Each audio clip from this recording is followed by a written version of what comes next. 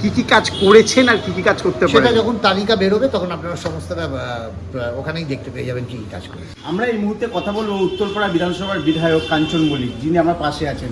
কাঞ্চন মল্লিক, যাকে এলাকার মানুষরা অভিনেতা না রাজনীতিবিদ হিসেবে চেনে, তার কারণ উত্তরপাড়া বিধানসভায় যা কাজ হয়েছে কাঞ্চন মল্লিকের হাত ধরে কাজ হয়েছে, এবং উনি পুরো খসড়া লিস্ট বার করবেন কি কাজ করেছেন আর কি কাজ আগামী দিনে করবেন।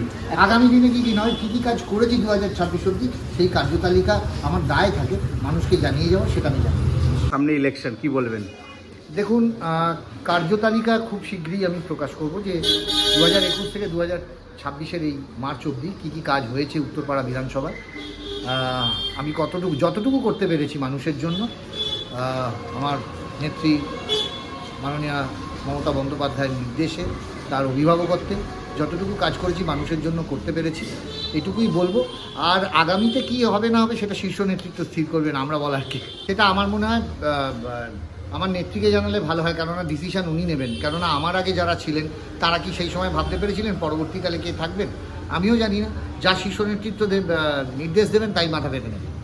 উন্নয়ন উন্নয়ন আর উন্নয়ন। আমার নেত্রী মমতা বন্দ্যোপাধ্যায়ের একটাই নীতি, উন্নয়ন উন্নয়ন উন্নয়ন, মানুষের জন্য, মানুষের সঙ্গে, মানুষের পাশে থাকা, সেটাই।